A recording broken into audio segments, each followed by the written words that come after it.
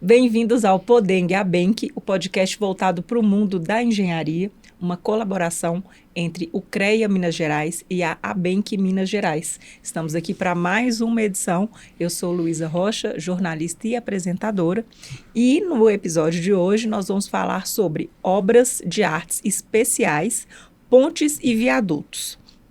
Comigo, mais uma vez, recebendo o Luiz Lacerda e o Eduardo Xavier Amorim, que está aqui pela primeira vez. Ambos são engenheiros civis. Sejam muito bem-vindos. Prazer em te rever, né, Luiz? Obrigado. Eu falei para o Luiz que ele já vai assumir o podcast na próxima temporada.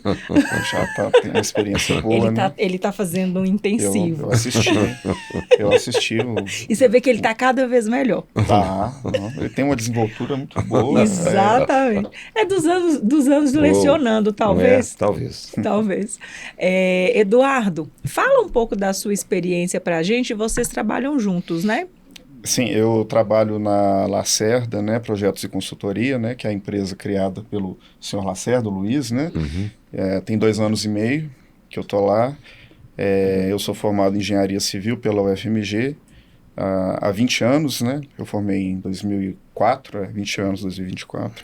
E desses 20 anos, aproximadamente uns 15 anos dedicados a pontes e viadutos, aos projetos estruturais, né? Minha área é cálculo estrutural. De novo, nós estamos aqui com um tema muito importante, mas é importante agradecer, né, esse convite do CREA e da Abenq, porque esse trabalho é um trabalho muito bacana na divulgação. Posso falar isso pelo primeiro que a gente fez, foi muito bem aceito no mercado de engenharia. Então, agora nós vamos falar de um assunto que são pontes e viadutos, e eu formei, já falei isso uma vez, vou repetir, formei na Federal em 72, e a minha vida inteira também, semelhante ao do Eduardo, foi dedicada aos projetos, né? E, particularmente, eu fui professor responsável pela disciplina de pontes na FUMEC, né? E ao longo de 42 anos. Então, é um assunto que eu dediquei grande parte da minha vida de engenharia. O meu mestrado foi feito também na área, a dissertação foi sobre pontes. Então, aprendi muito ao longo desse tempo de formado nessa disciplina.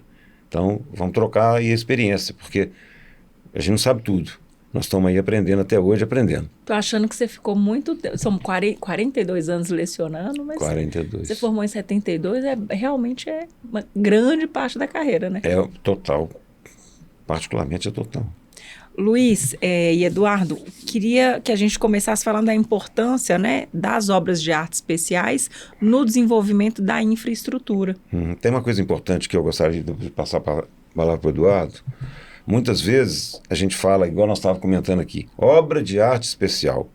Né? Então o prédio seria uma obra de arte. Por que a ponte é uma obra de arte e o prédio não é?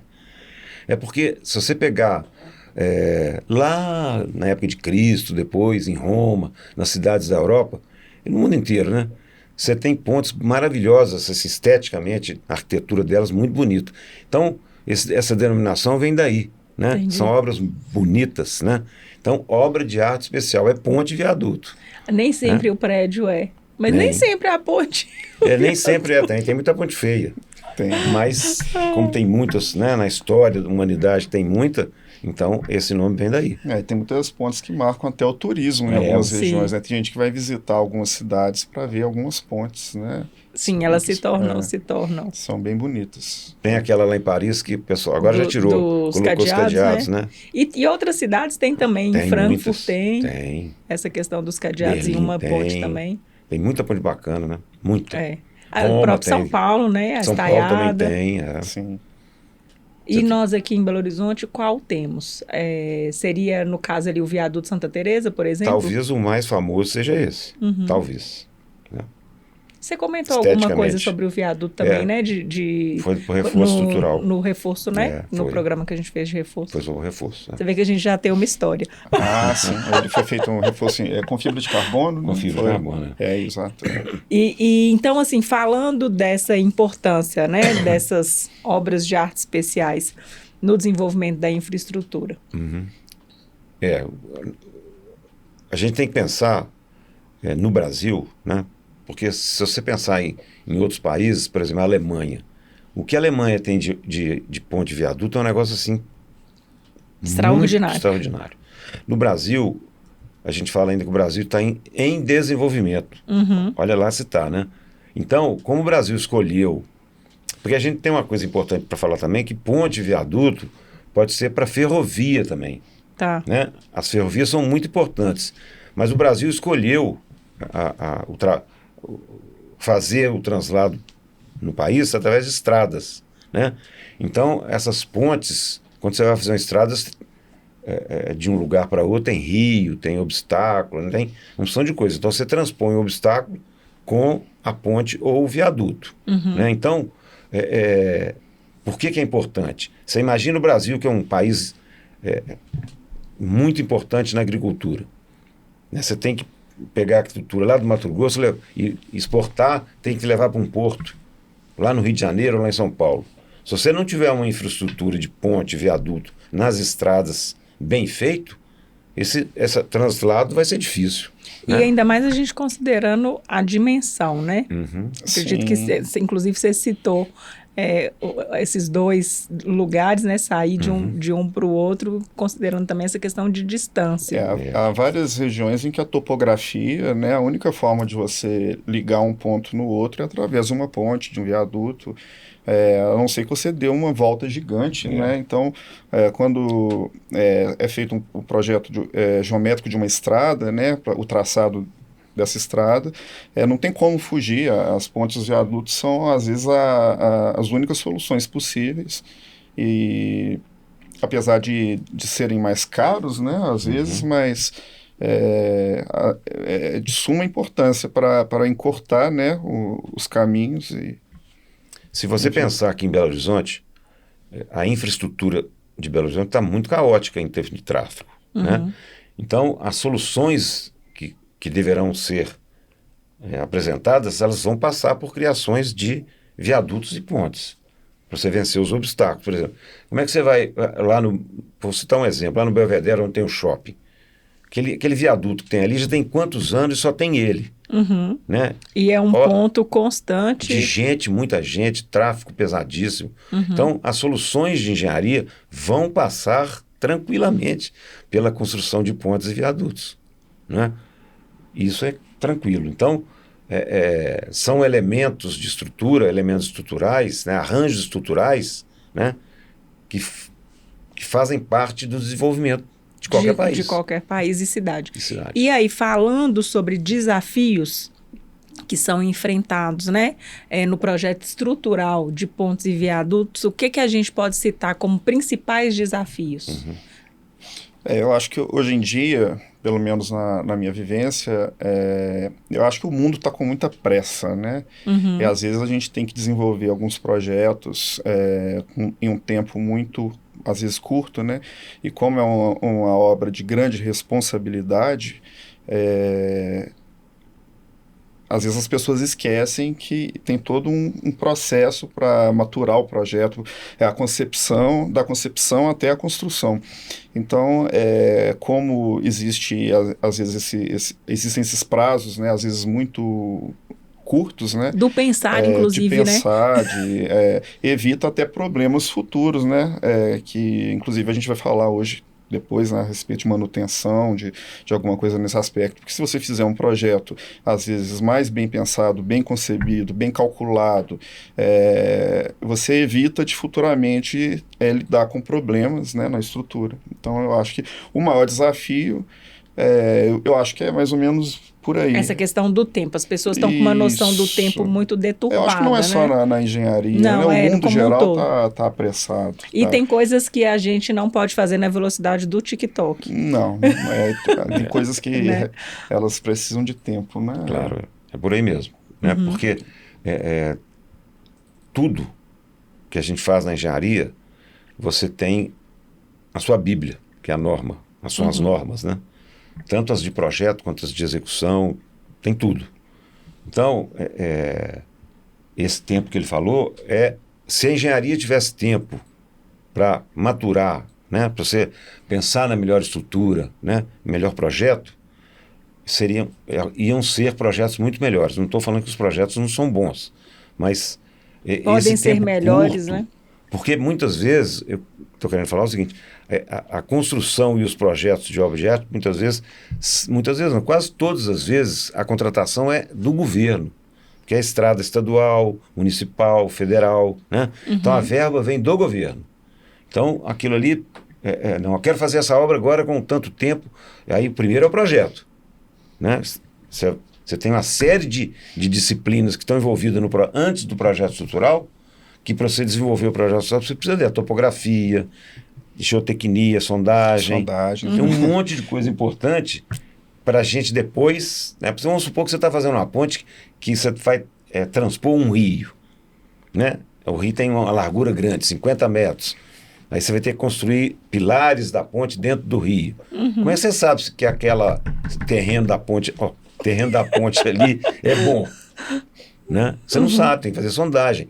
E se fazer uma sondagem dentro do rio, se ele tiver uma lâmina d'água muito alta, é muito difícil. Né? Então, são coisas que você tem que ter tempo para fazer e tem que fazer. Você não pode... Eu acho até estranho a gente ter que falar do óbvio. Sabe? Nesse caso de contratação. Às vezes as pessoas esquecem, por exemplo, o senhor Lacerda falou das sondagens aí, às vezes o projeto está correndo e às vezes está faltando a informação da sondagem e ela é fundamental para a gente definir a fundação que vai... Sim. Né, o tipo de fundação de estaca, que é fundamental. E nessa correria, né, às vezes, demora para chegar a sondagem e acaba que pode influenciar o resto do projeto. Então, acho que é por aí, mais ou menos, os grandes desafios seria... contornar a ansiedade que as pessoas têm, né? E, assim, na verdade, cria-se uma expectativa de que é possível executar, quer dizer, planejar e executar uma obra num tempo, mas essa expectativa foi criada sem nenhum conhecimento de causa. E aí depois vocês têm que lidar com essa expectativa para chegar e falar, olha, não, o prazo é outro, a gente precisa de um outro tempo, e isso varia também, eu tenho certeza que varia de acordo com aonde vai ser feito, que é isso que você está trazendo, né? Dependendo de qual que é esse terreno que eu estou lidando, pode ser mais complexo a execução dessa sondagem. Ela demora mais ou menos. Então são muitos fatores. E quando eu te falo assim do óbvio, é nesse sentido, porque às vezes parece que quem tem a expectativa não parou um segundo para pensar na complexidade das coisas, né? Tem um negócio importante também, por exemplo, você está fazendo um traçado de uma estrada, né? E quando você faz o traçado, você vai encontrar obstáculos, né? Mas dependendo do traçado, por exemplo, você está projetando uma estrada que ela vai transpor um rio num determinado lugar que tem uma largura muito grande, mas... se você deslocar um pouquinho a estrada mais a montante ou jusante, para frente ou para trás, você pode encontrar vãos menores de obstáculo. Quanto maior o obstáculo, mais cara vai ficar a obra de arte. A escolha da solução, se vai ser estrutura de concreto armado convencional, se vai ser protendido, se vai ser metálico, né? Então, isso tudo, se você tem tempo para fazer o geométrico, você vai ter tempo para fazer um bom projeto estrutural. E quando a gente fala de novas tecnologias e materiais, né, quais são essas novas tecnologias e materiais que andam influenciando a construção dessas estruturas? Eu acho que a fibra de carbono poderia ser uma ou não? A fibra de carbono é mais para reforço. É mais para reforço, né? Mas eu vou passar para o Eduardo daqui a pouco, mas eu acho o seguinte, esses estudos, hoje, que eu formei há 50 anos, era completamente diferente. A gente fazia cálculo de ponte na mão, né? Hoje você tem softwares, programas de engenharia que te dão uma facilidade enorme para você escolher a melhor solução, né?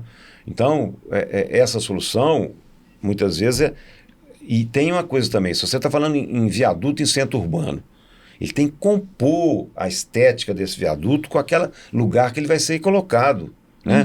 Para não ficar um elefante branco feio, né? Então, muitas vezes você vai, por exemplo, você fala assim, Oscar Niemeyer, Ele imaginava esteticamente a estrutura e o engenheiro estruturalista tinha que vir e resolver o problema. E sempre foi resolvido. No caso das pontes são assim também, né? Lança-se um projeto para um centro urbano, por exemplo, na estrada de Nova Lima agora está existindo a possibilidade de fazer um viaduto ferradura para transpor a MG30.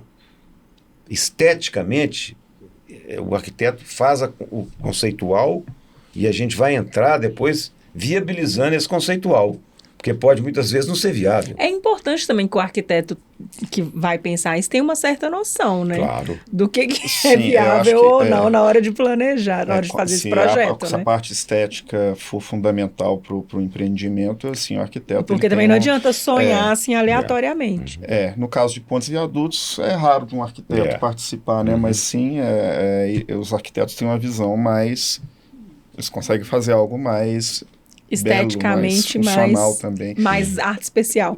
Isso, Agora, com relação às tecnologias, pelo menos que a gente hoje lida, né, com diversos programas, e tem a metodologia BIM, né, hoje, que você faz o projeto todo em 3D e coloca nesse projeto todas as disciplinas. Por exemplo, você vai fazer esse edifício aqui, no mesmo projeto você tem a estrutura, você tem as instalações elétricas, hidráulicas, e você consegue... Já faz uma compatibilização.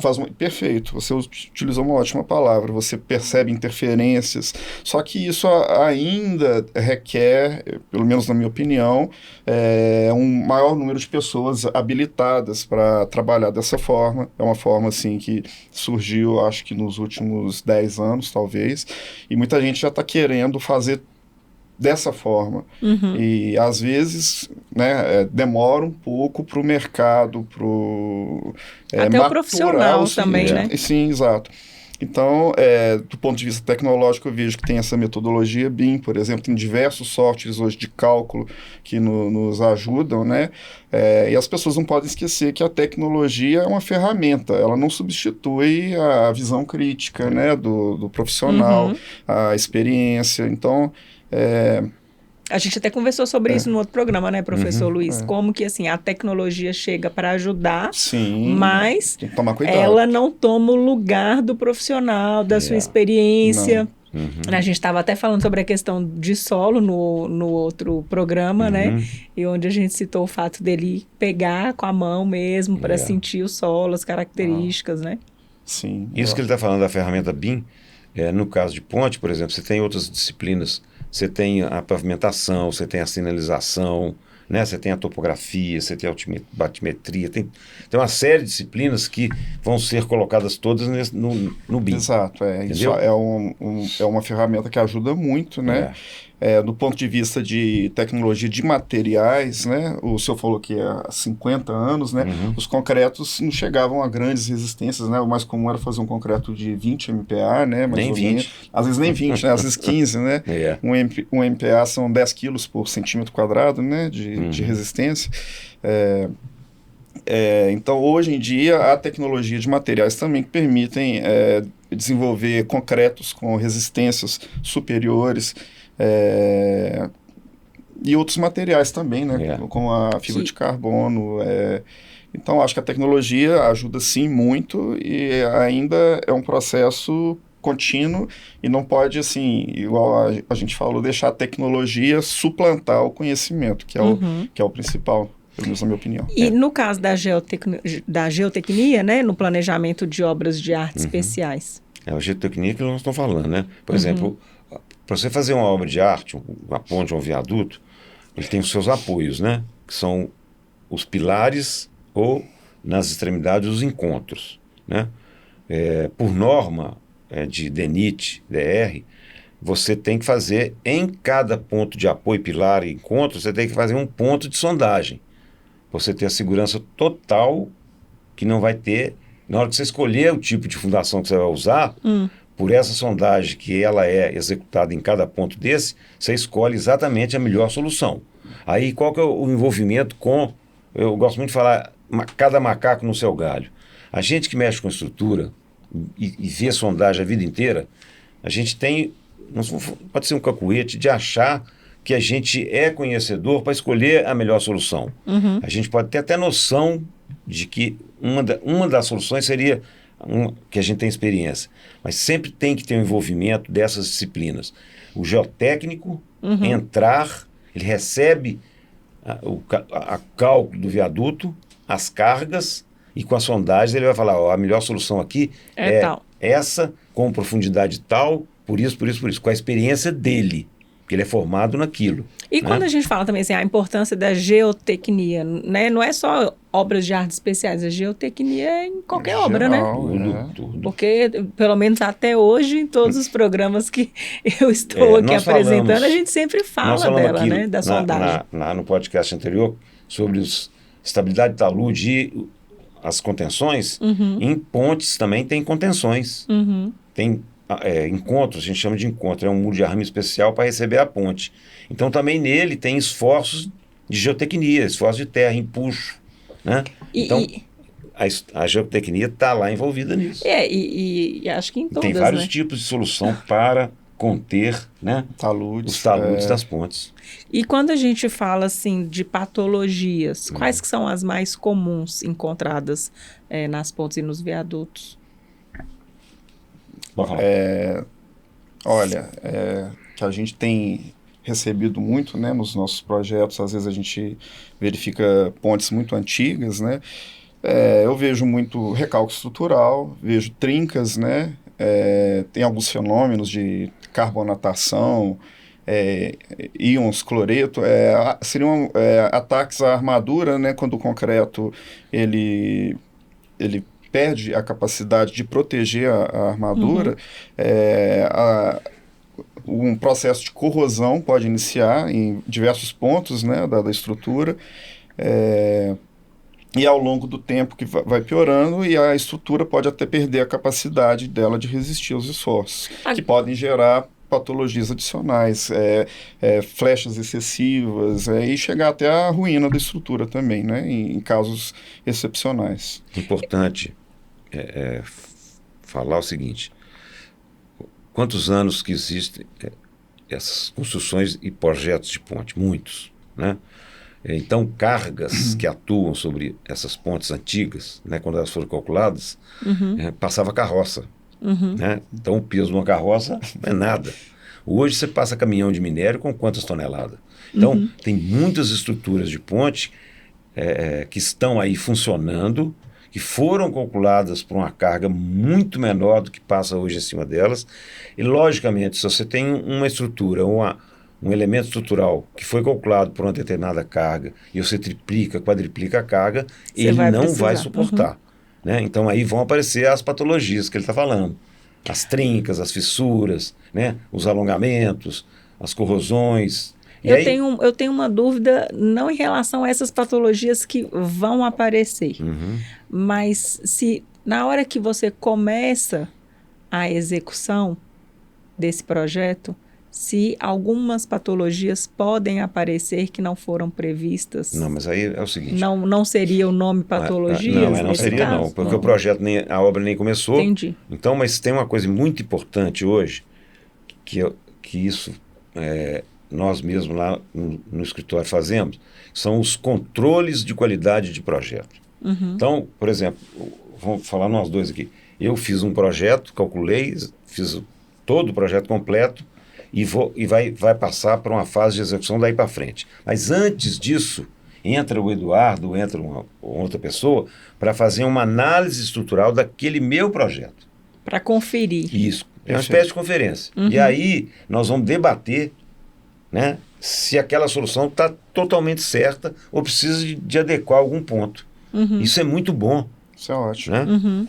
Sim, isso é um item hoje até normativo, né? E resguarda também, ajuda, né, pelo menos, a alguma coisinha que passar, um projeto que não ficou muito bem elaborado. Às vezes, quando uma outra empresa pega e tem uma visão e... Complementa, né? Ou até chama atenção para algum ponto, alguma melhoria, né? Você falou em patologia antes, né? Aí poderia até chamar de patologia alguma coisa de um projeto que a gente confere, ó, ali está com problema, então é uma patologia. Não, e eu falo assim, na hora que a obra começa, o projeto foi feita a conferência, tá tudo ok. Começamos a execução da obra, seja ela uma ponte ou um viaduto. Aparecem desafios, que é até uma coisa que eu conversei com o Luiz Naresi, quer dizer, que toda obra, acho que todos os engenheiros que vieram falaram sobre isso, né? Que toda obra aparece alguma coisa que você não previu na hora que você começa a construção, propriamente dita. Chama vício de construção. Chama vício de construção? Tem muito vício de construção, né? E aí você tem... Que você vai ter que contornar já na execução. Que aí são coisas que você vai ter que contornar.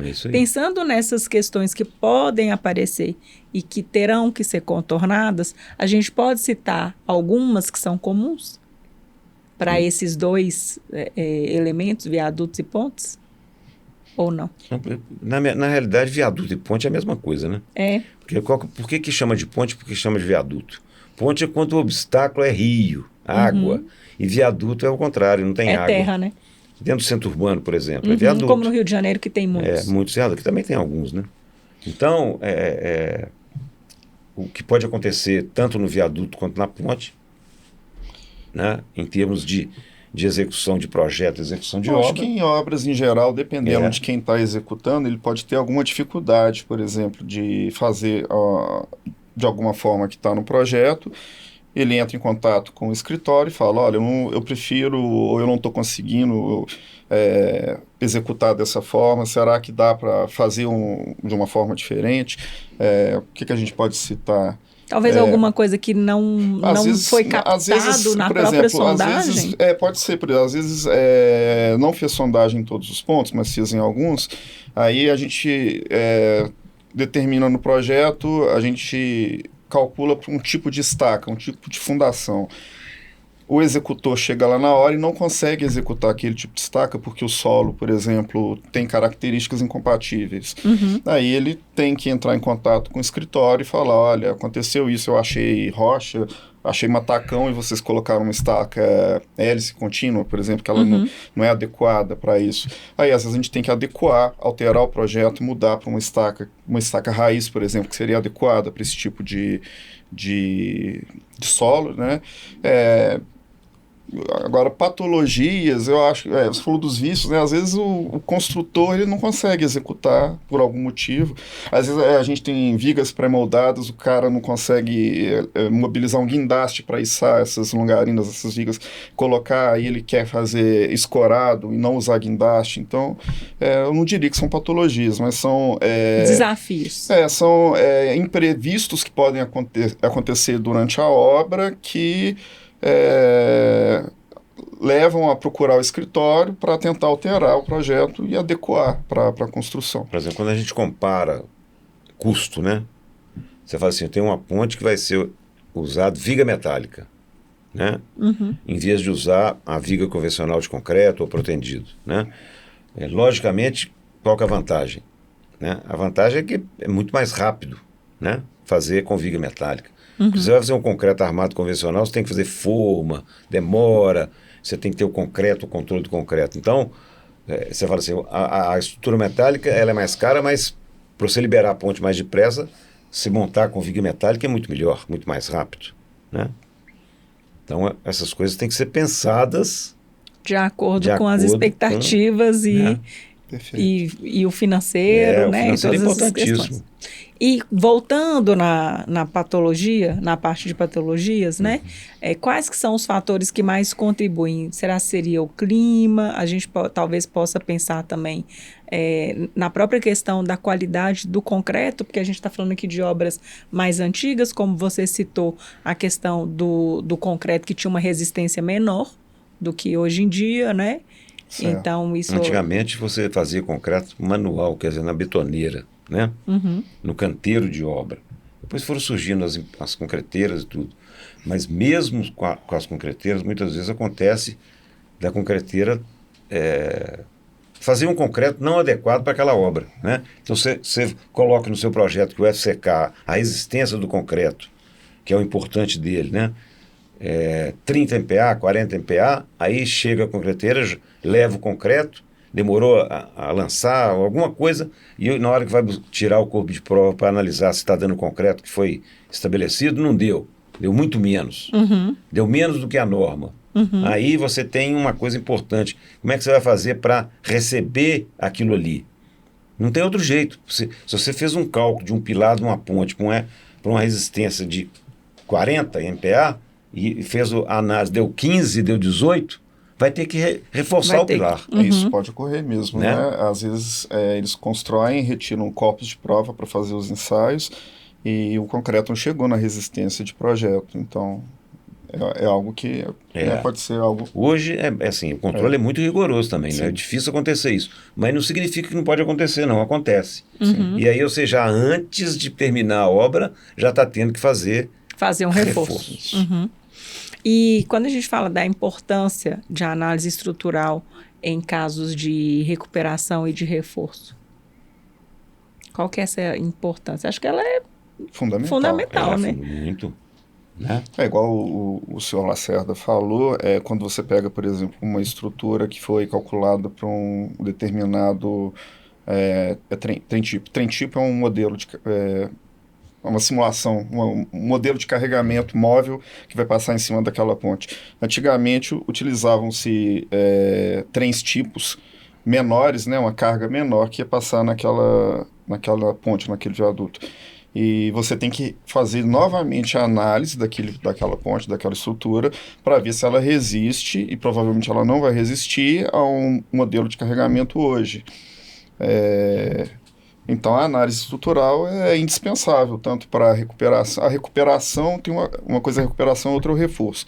Mas para reforçar essa estrutura, você tem que verificar novamente os esforços solicitantes nessa ponte, as tensões em geral, e encontrar uma solução compatível, uma solução adequada. E você só consegue isso através da análise estrutural. A gente pode dizer que a análise estrutural, corrija-me se estiver errada, ela é o ponto de partida.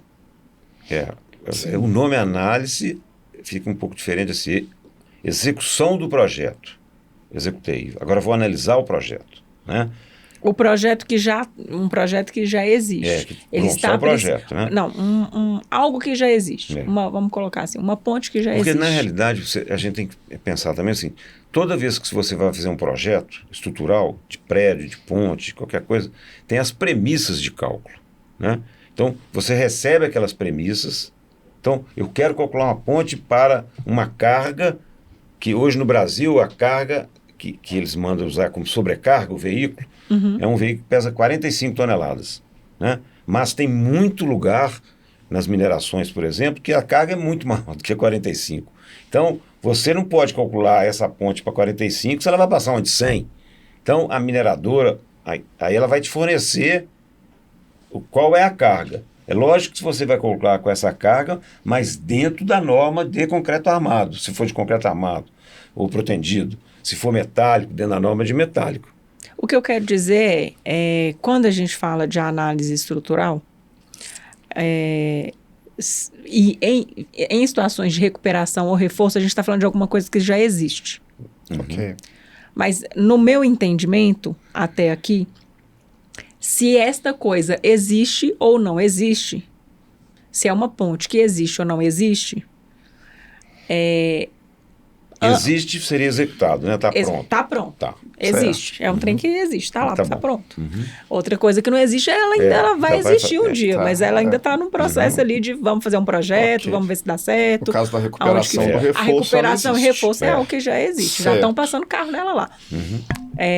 Então, falando de pontos que já existem, falando de reforço, mas na minha percepção, existindo ou não existindo, a análise estrutural é fundamental para qualquer projeto. Total.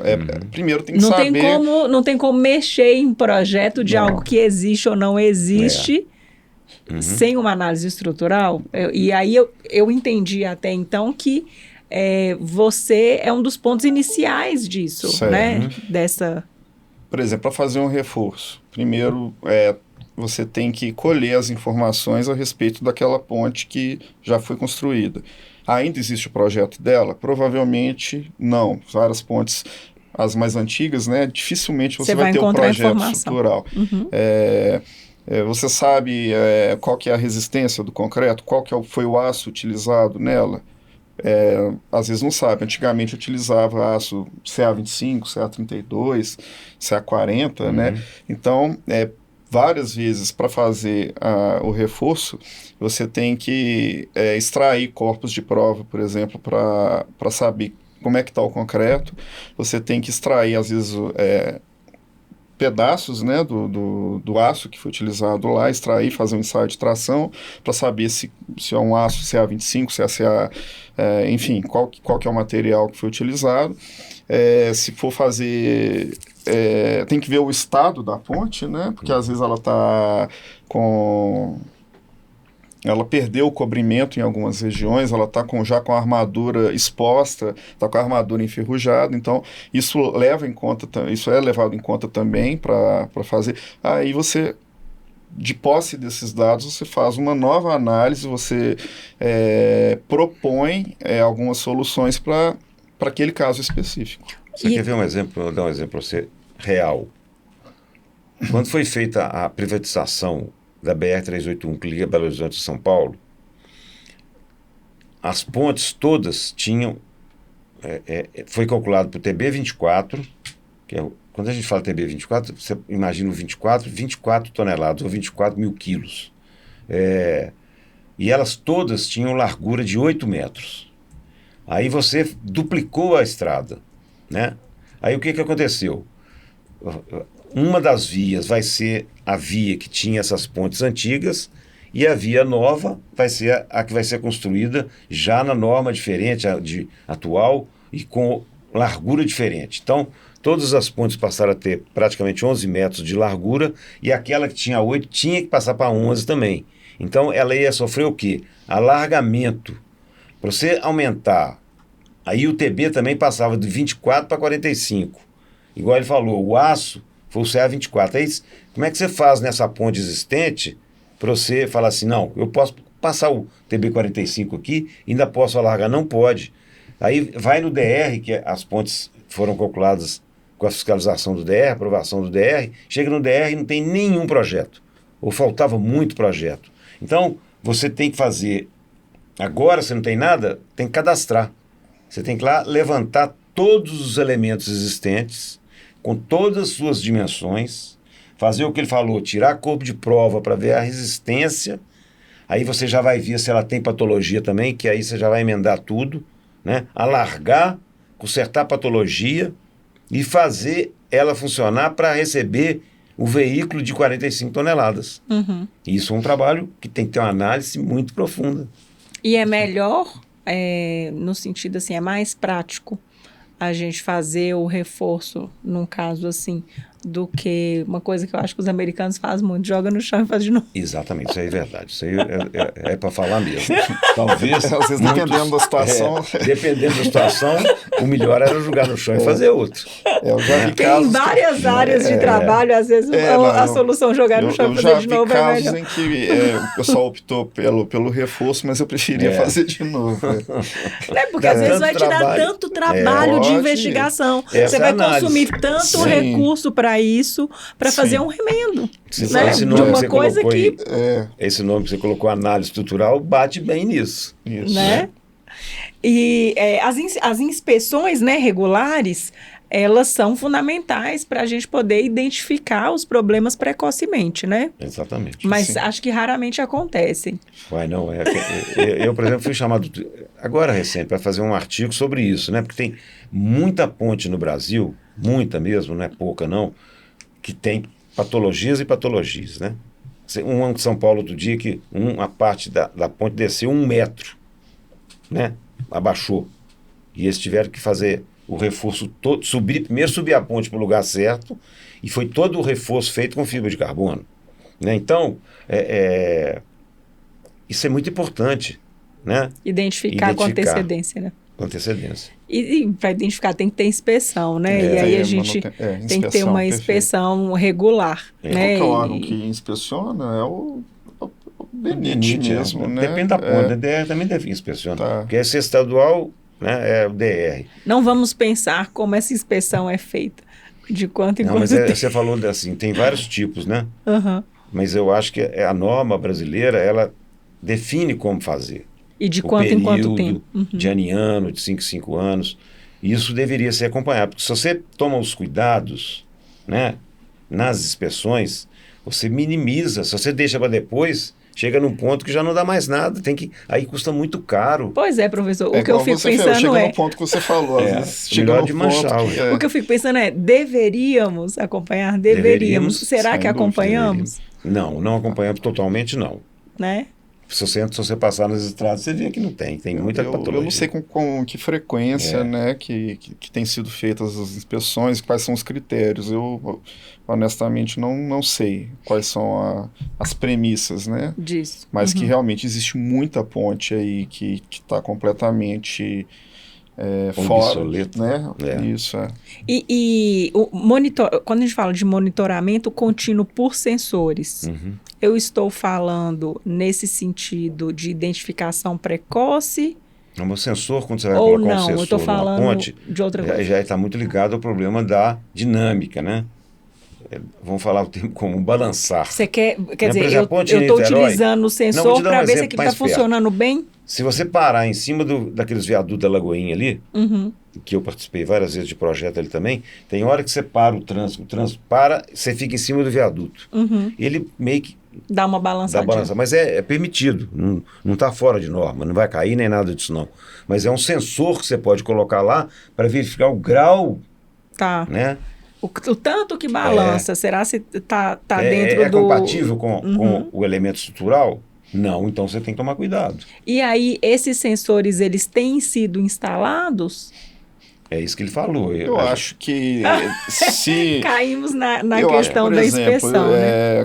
cai na questão da inspeção. Eu imagino que se uma estrutura começa a apresentar algum problema que chama atenção, seja do ponto de vista da vibração ou sei lá, qualquer que comece a chamar a atenção, eu não sei quem pode denunciar, né? Será que qualquer cidadão pode chegar e... falar eu alguma... imagino que sim, né? Eu lembro há uns 10, 15 anos que saiu até num jornal aí, e foi algo que não era para ter sido feito da forma como foi, que ali na Cristiano Machado passou uma motorista, viu a junta, né, de dilatação do viaduto, que estava... Realmente ela estava meio esquisita, mas não tinha nenhum problema. Ela falou que o viaduto estava rachado. Aí foi no jornal, o repórter chegou e falou, olha, o viaduto da Cristiano Machado tá rachando, tem uma trinca. E não era a junta de dilatação. Então eu acho que para chegar num ponto de fazer um monitoramento da estrutura, tem que haver um problema, né, que tem que ser constatado, e a decisão de fazer o monitoramento ou não daquela estrutura vai do órgão, né, responsável. Nós fizemos. Acho que seria bom ter um monitoramento assim, mais firme nas obras de arte especiais que são mais utilizadas, né, que tem um volume maior de pessoas. Então, mas a gente está falando o seguinte, você vai fazer esse monitoramento quando alguma coisa aconteceu que está chamando a atenção. Só. E devia ser o contrário, né? Você Isso que eu tô uma falando. sistemática sempre de fazer Isso que eu tô inspeções. pensando. Antes de eu entrar para a LPC, vocês fizeram... foi na Ponte Rio-Niterói? É isso que eu ia falar, como exemplo. Nós fizemos... Então, assim, eu ia perguntar sobre padrões, normas, né, que orientam esse processo de inspeção e manutenção. A gente não sabe dizer muito bem, né? Não, mas tem as normas. Tem as normas, específicas. mas a gente não sabe, assim, essa questão de periodicidade, se isso varia de uma coisa para outra. Não, a norma define, né? A norma Só define. que não é seguido. Tá. Muitas vezes não é. Mas eu estava querendo dar como exemplo de inspeção, por exemplo, a ponte de Niterói, você passa lá por ela, você fala assim, essa ponte, ela é o quê? Ela é de concreto? Ela é metálica? O que ela é? Porque ela são 14 quilômetros de ponte, né? Atravessando do Rio para Niterói, né? E nós fomos contratados para fazer esse trabalho de inspeção.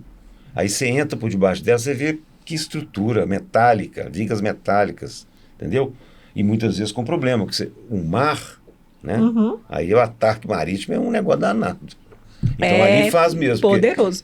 Se tiver algum problema sério, parar uma ponte. Outra coisa que nós estamos conversando, se você vai fazer uma manutenção numa ponte dessa, você tem que parar o tráfego. Como é que você para um tráfego? Vamos falar de uma ponte em Niterói.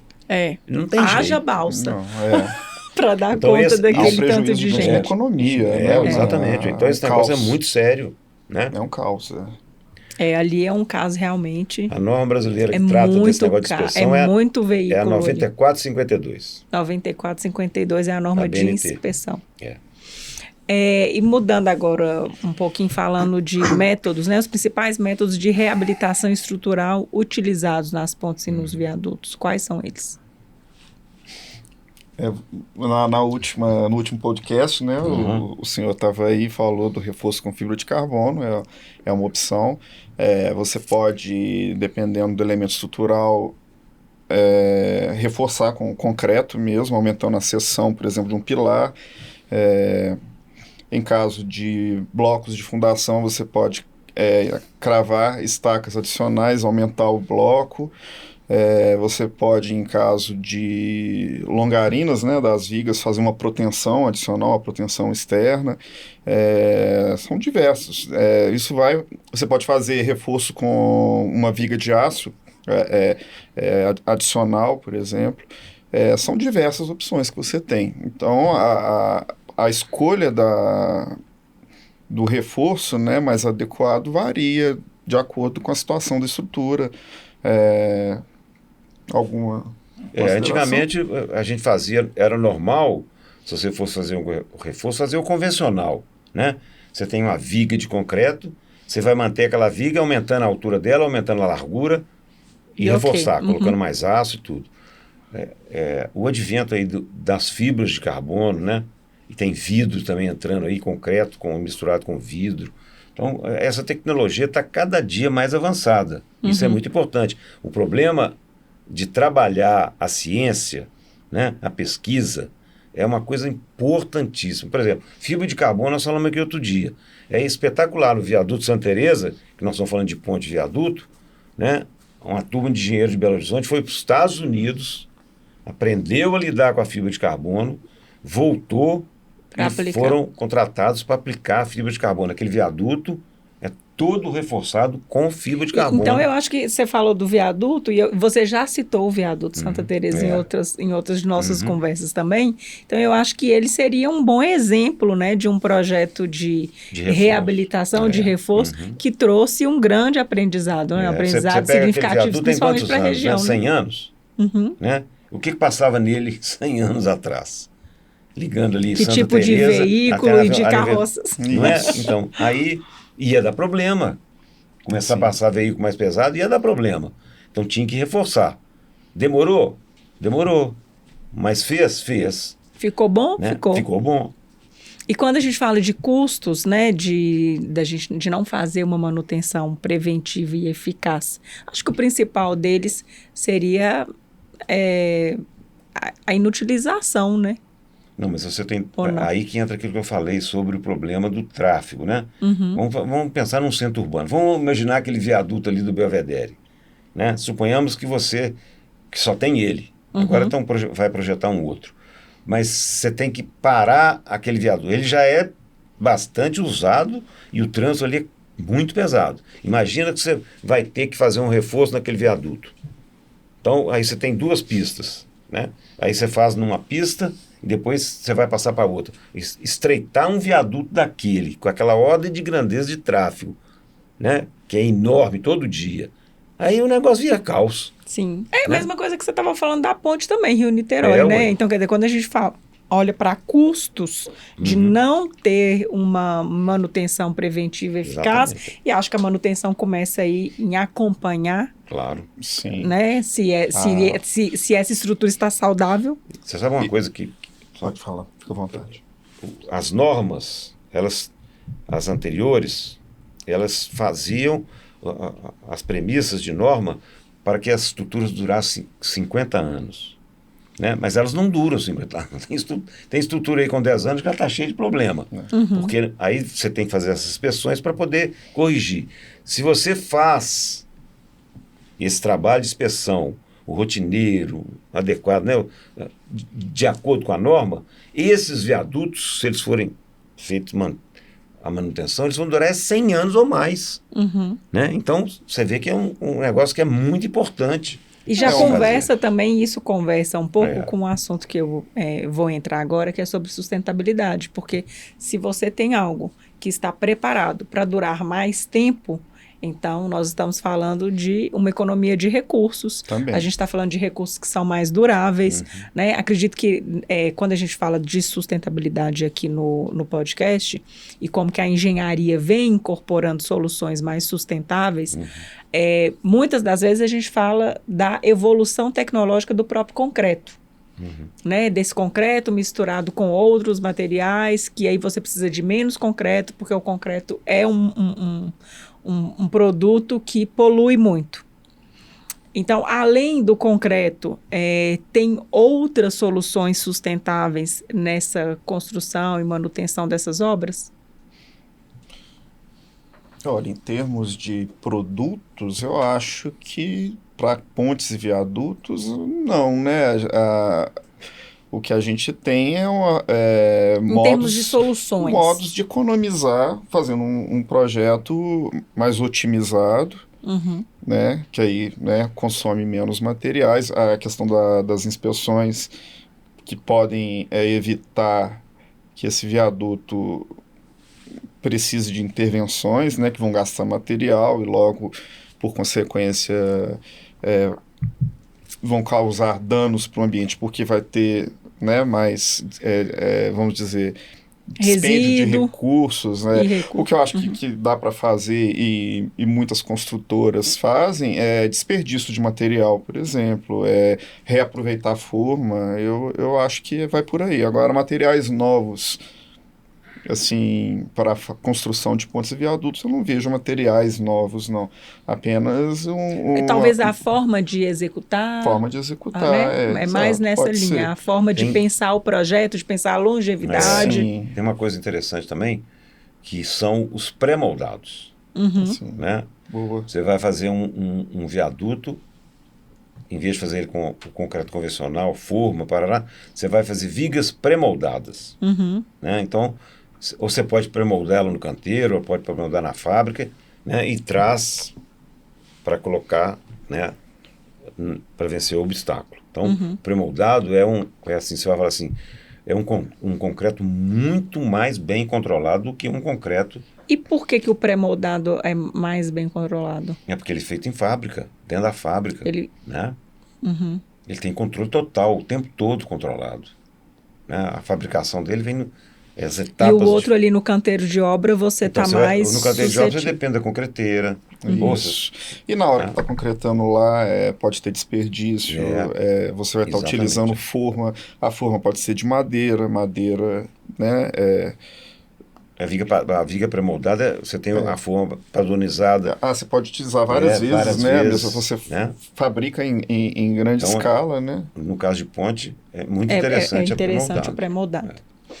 E inovações específicas que estão revolucionando o 3D, como, por exemplo, impressão em 3D, que estão revolucionando o setor, como, por exemplo, impressão em 3D e o uso de materiais reciclados.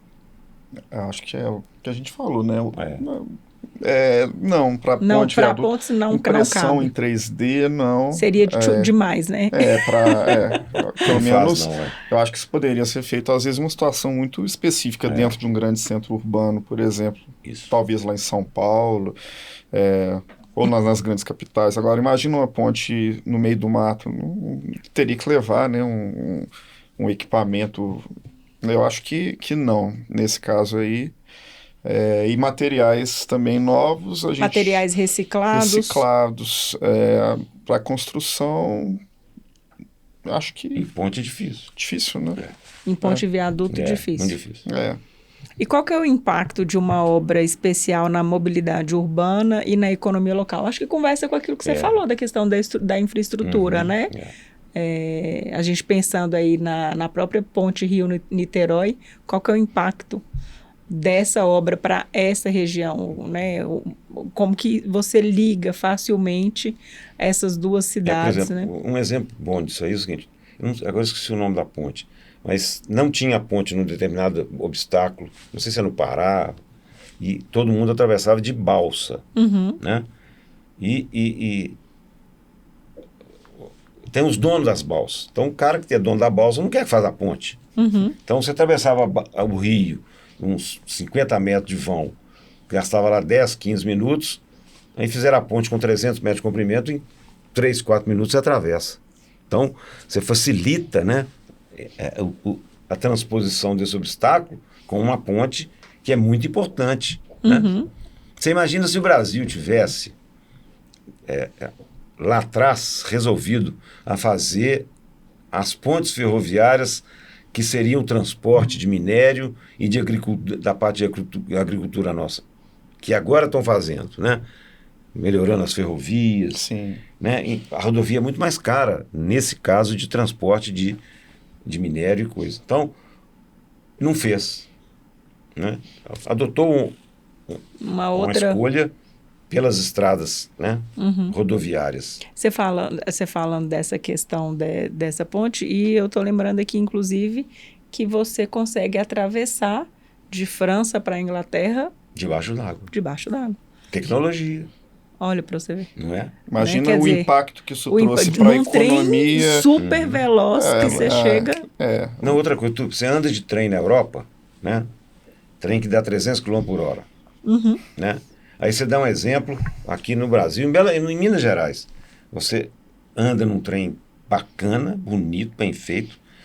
Você gasta, o trem anda 40 km por hora. Né? Porque a ferrovia não é para atender o turismo, é para atender o minério. Uhum. Então tem que andar devagar mesmo, não é nada errado não.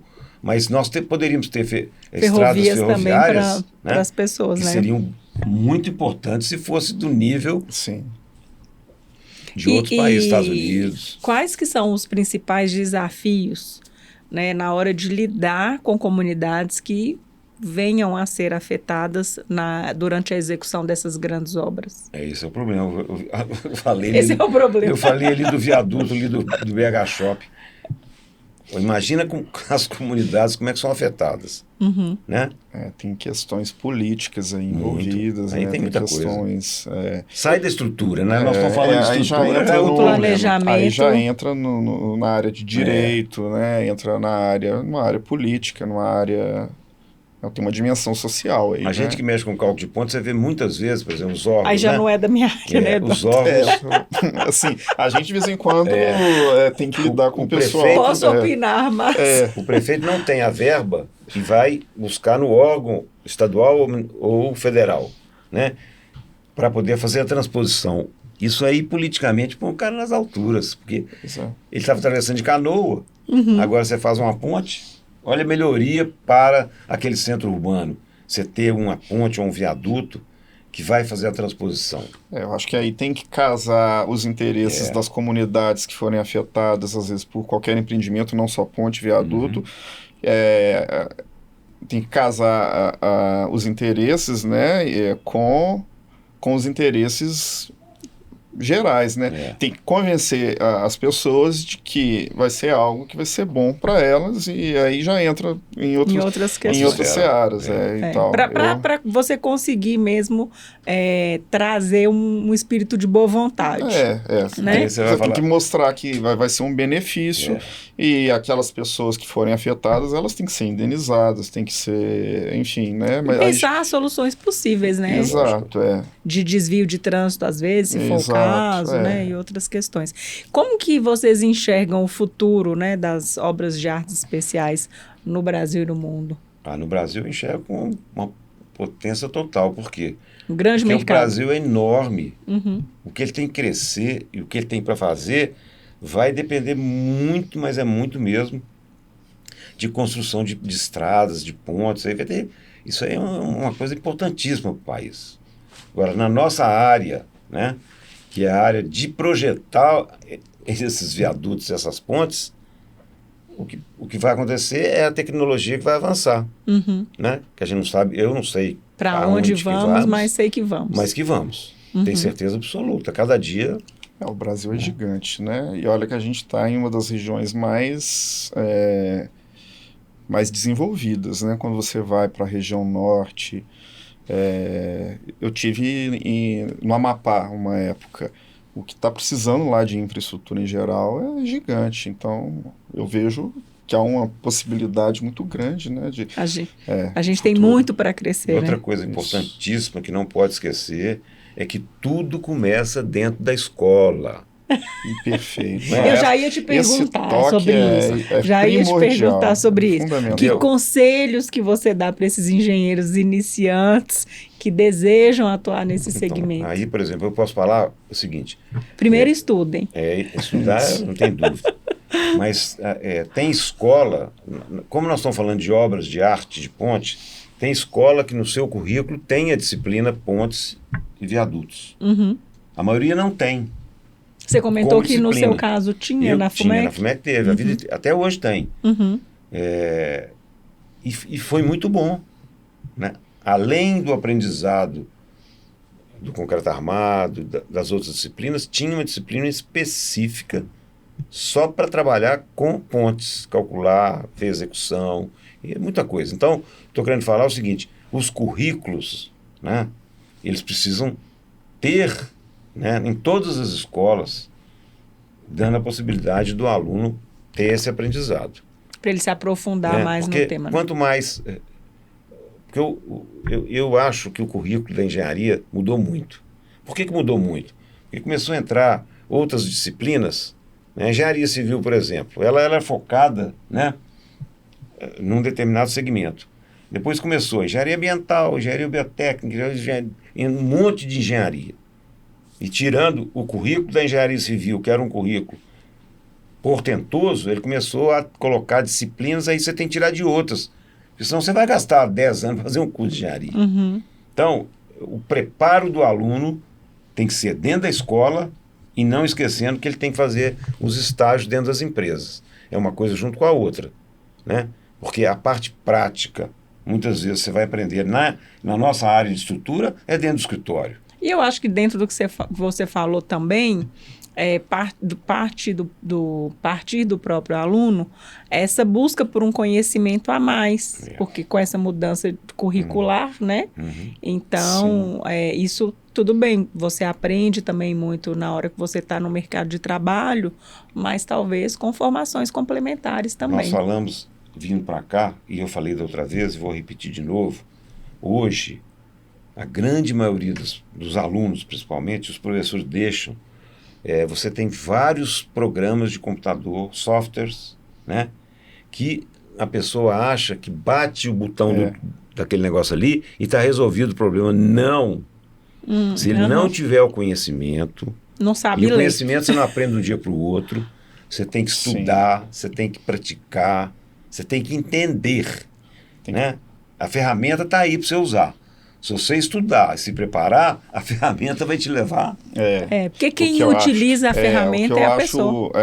Igual a gente falou da tecnologia aqui, a tecnologia é fundamental, mas está levando muitas pessoas a acreditar que a tecnologia substitui a análise crítica, a base, o conhecimento. E eu acho que uma preocupação, se eu fosse dar uma dica, saiba aliar a tecnologia que existe hoje, que é fundamental, mas sem perder a visão crítica e entender o que você está fazendo, com o que você está lidando.